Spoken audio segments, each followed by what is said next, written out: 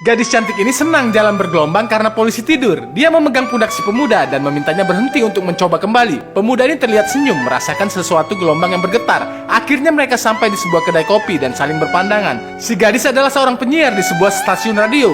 Pemuda ini kerap sekali mendengarkannya saat sedang siaran, termasuk pada waktu di jalan. Dia meminta volume radio dibesarkan. Saat lampu hijau menyala, pemuda ini masih saja menikmati suaranya. Sampai pengemudi lain di belakang protes. Dia juga sengaja bermain kriket bersama anak-anak di halaman untuk menunggu gadis ini lewat. Gadis ini pun sama, selalu memperhatikannya. Hati pemuda ini berbunga-bunga karena bahagia. Tanpa sadar ibunya memperhatikan. Si gadis seringkali mengintip pemuda ini saat dia akan pergi ke kantor. Dia selalu memperhatikan lewat jendela rumahnya. Saat si pemuda sadar sedang diperhatikan, gadis ini segera bersembunyi. Tidak hanya anaknya, si gadis juga pandai mengambil hati ibu pemuda ini. Dia mengajarkan siulan khas ala di radio, tapi ternyata ibu ini lebih bisa melakukannya dan dia kaget.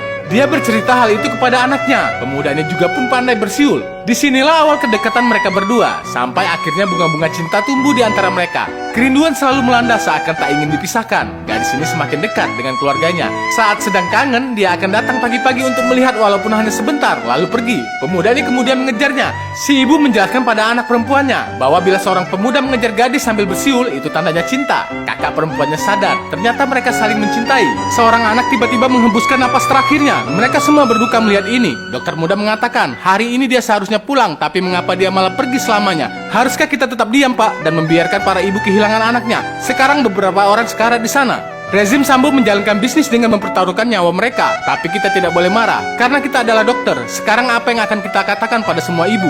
Mohon maaf Bu, kami sudah berusaha. Haruskah itu yang kita ucapkan? Dokter ketua hanya diam saja. Setiap ibu memiliki banyak harapan pada anak-anak mereka, dan dengan keyakinan dia membawa anaknya yang sakit ke dokter. Lalu mengapa kita membutuhkan stetoskop dan jas ini, Pak? Dokter ketua menyuruh pemuda ini untuk tenang. Sekarang tolong jangan kau atur aku.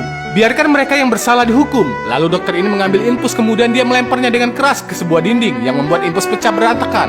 Setelah itu berita-berita di televisi mengabarkan keterlibatan Sambo dalam kasus mafia farmasi. Dokter muda telah memberikan semua bukti terkait hal ini. Perusahaan yang merupakan komplotan Sambo telah disegel karena obat palsu di rumah sakit. 18 anak jadi korban.